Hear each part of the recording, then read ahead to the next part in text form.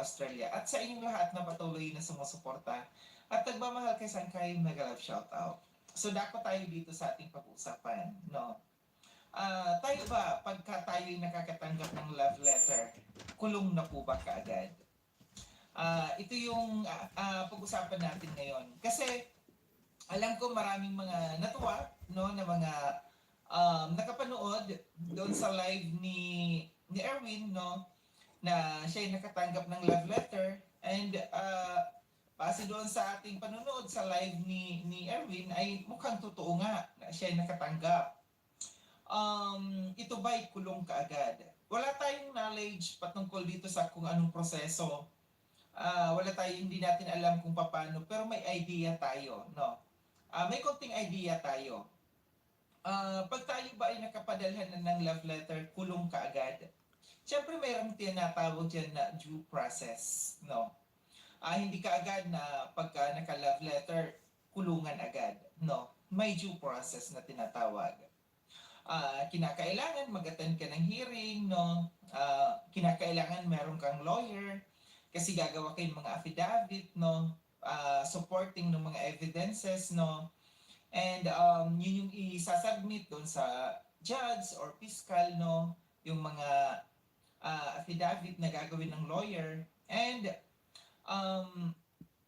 matagal yan, no? Na matagal na may hearing. And then pagka darating yung point na magkakaroon ng amicable settlement, no, mag-uusap yung kapwa lawyer, bibigyan ng pagkakataon kung ito ba yung nagreklamo, patatawarin yung mga nireklamo, magkakaayos na lang ba, meron na lang mga agreement, ganyan po. Kaya medyo mahabang proseso, hindi yung kaagad-agad, no, na kulong kaagad.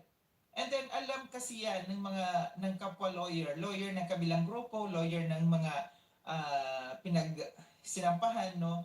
Alam nila yan kung sinong bihado. Kaya malalaman natin kung talagang bihado ka, makukulong ka, hindi makikipag-areglo yung kabila. Ganun po, no? Medyo mahaba talagang proseso, kaya may due process na tinatawag.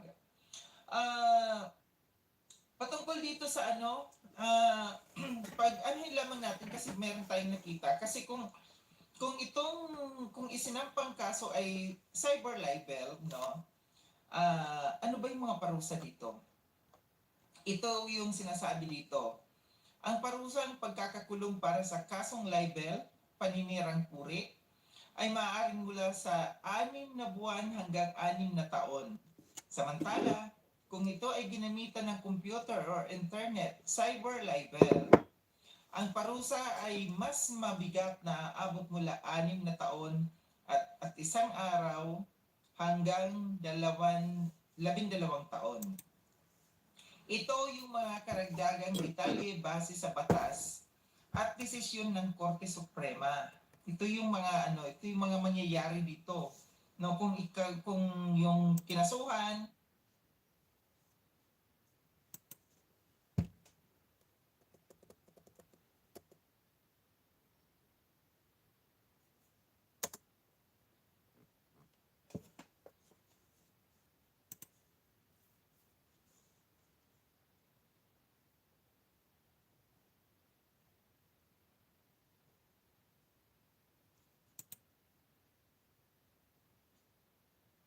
brand new banger.